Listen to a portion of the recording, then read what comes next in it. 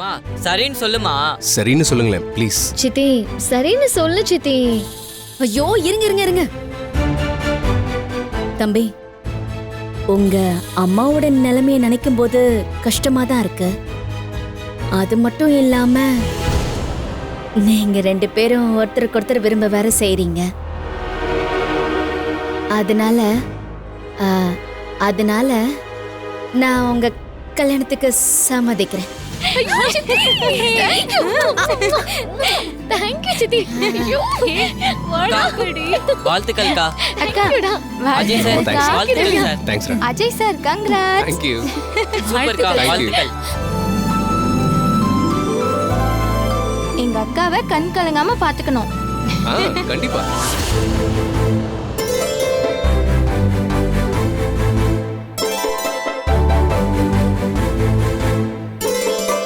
Hasini, hi, வா அஜய், உட்காரு. உன்கிட்ட ஒரு முக்கியமான விஷயம் சொல்லணும். வீட்டில் நீ மட்டும்தான் இருக்கியா, இல்லை முத்துப்பாண்டி ஜிலேபிலாம் இருக்காங்களா? இருந்தா அவங்களையும் கூப்பிட, எல்லாருக்கும் சேர்த்தே சொல்லிடுறேன். முத்துப்பாண்டியும் ஜிலேபியும் இப்பதான் வெளியே போனாங்க. நீ என்ன விஷயம்னு சொல்லு. அது நாளன்னைக்கு எனக்கும் தாரணிக்கும் கல்யாணம். ஏய், என்ன சொல்ற அஜய்? உனக்கும் தாரணிக்கும் கல்யாணமா? அதுவும் நாளானிக்கேவா? எப்படி? அது சென்னையில் அம்மா உடம்பு சரியில்லாமல் இருக்காங்கல்ல, என் கல்யாணத்தை பார்க்காம இறந்துருவோமோன்னு என் அம்மா ரொம்ப பயப்பட ஆரம்பிச்சிட்டாங்க. அவங்க பார்த்துருக்கிற ஏதாவது ஒரு பொண்ணை சீக்கிரம் கல்யாணம் பண்ணிக்க சொல்லி அம்மா ரொம்ப கம்பல் பண்ணுறாங்க. அதான் வேற வழி இல்லாமல் நான் தாரணியை லவ் பண்ணுற விஷயத்த அம்மா கிட்ட சொல்லிட்டேன். தாரணி ஃபோட்டோவை பார்த்து அம்மாவுக்கு பிடிச்சி போச்சு.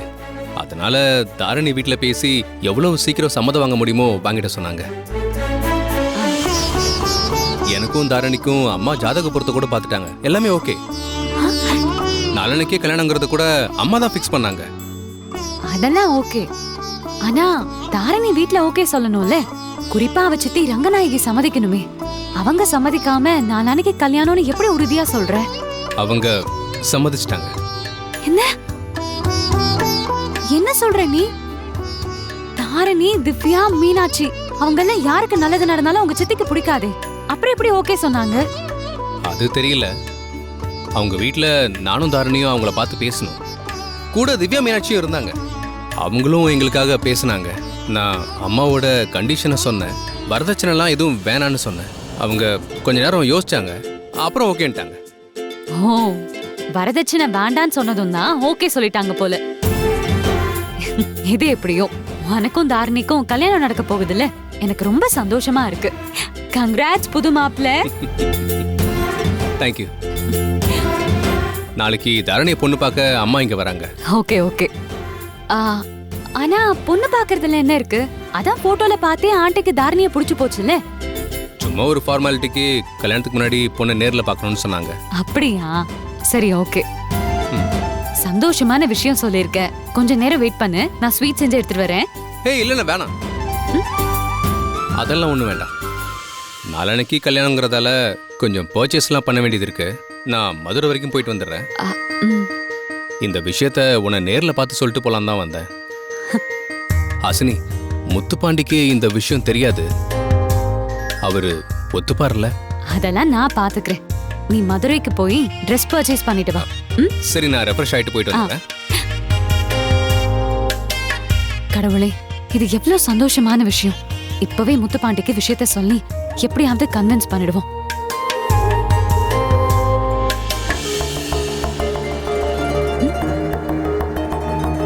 ஏன் லைன் போக மாட்டேங்குது?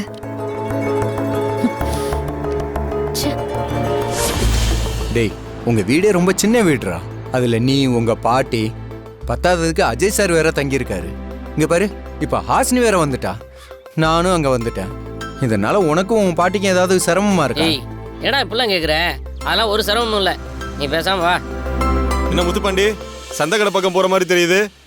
தாரணி கல்யாணத்துக்கு ஜாமான்லாம் வாங்குறதுக்கா? என்னென்ன சொல்ற? தாரணிக்கு கல்யாணமா? என்ன இப்படி கேக்குற? உன் அக்கா ரங்கநாயகி தான் வீடு வீடா வெத்தலை வாக்கு கொடுத்து நாளைக்கு தாரணிய பொண்ணு பார்க்க வராங்க. நாளான்னைக்கு முருகன் கோயில்ல கல்யாணம்னு சொல்லிட்டு இருக்காங்க. உனக்கு அது தெரியாதா? என்னப்பா அது கொடுமையா இருக்கு. அந்த குடும்பத்துல ராமசாமி ஐயாவுக்கு அப்புறம் இந்த மாதிரி காரியத்தெல்லாம் நீ தானே எடுத்து செய்யணும் முத்து. நீ என்னடானா இப்படி பொறுப்பு இல்லாம இருக்கியே.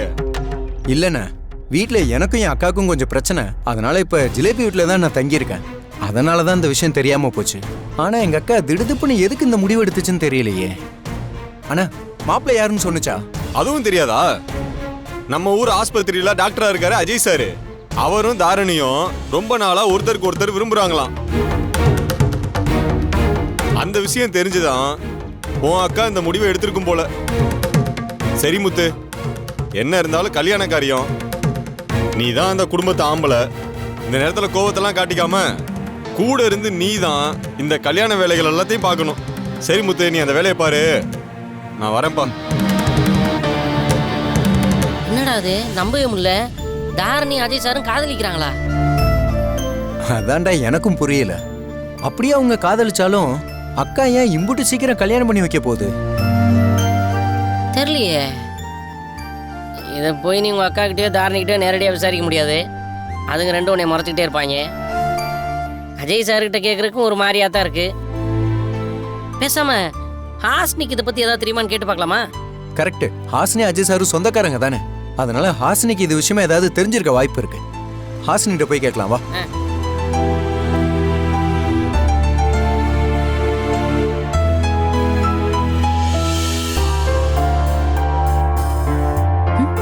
லைன் போல திரும்ப ட்ரை பண்ணலாம்.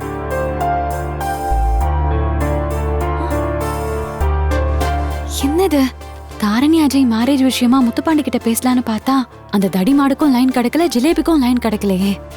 ரெண்டு பேரும் என்ன கடைக்கு தானே போயிருக்காங்க. சரி, அங்க போய் பேசுவோம். நானும் உங்களை பார்க்க தான் கிளம்புனேன். ஹாசினி, முதல்ல உனக்கு ஒரு விஷயம் தெரியுமா? நம்ம தாரணியா அஜய் சார் ரொம்ப நாளா ஒருத்தர் விரும்புறாங்களா? ஆமாம்மா, நாளான்னைக்கு 2 பேருக்கு தான் கல்யாணமாமே. ரங்கநாயகம் கல்யாணத்துக்கு சம்மதிச்சு வீடு வீட்டுக்கு போய் வெத்தலை வாக்கு வச்சு அழைச்சிட்டு இருக்காமே. இப்பதான் 3வது தெரு சந்திரனை வழியில் எங்களை பார்த்து விஷயத்தை சொன்னாரு. எப்ப இதெல்லாம் நடந்துச்சு? அவங்க 2 பேரும் எப்ப பழகுனாங்க? அவங்க 2 பேருக்குள்ள எப்படி காதல் வந்துச்சு? ஒண்ணுமே புரியலையே. அஜய் சார் ஒரு பொண்ணை காதலிக்கிறேன்னு ரொம்ப நாளா சொல்லிட்டு இருந்தாரு. ஆனா அது நம்ம தாரணி தாங்கிறது எனக்கு இன்னைக்கு தாமா தெரிஞ்சுச்சு.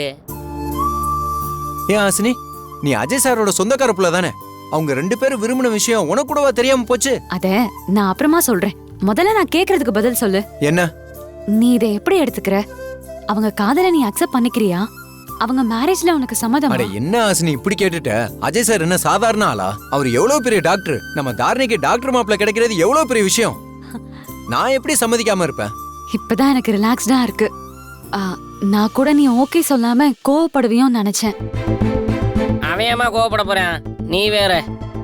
சரி, அவன் கேட்டதுக்கு முதல்ல நீ பதில சொல்லு. உனக்காவது அவங்க காதலிச்ச விஷயம் முன்னாடியே தெரியுமா, இல்ல நீ எங்களை மாதிரி இப்பதான் கேள்விப்பட்டியா? எனக்கெல்லாம் எப்போ தெரியும். அஜய் சொல்லிட்டாரு.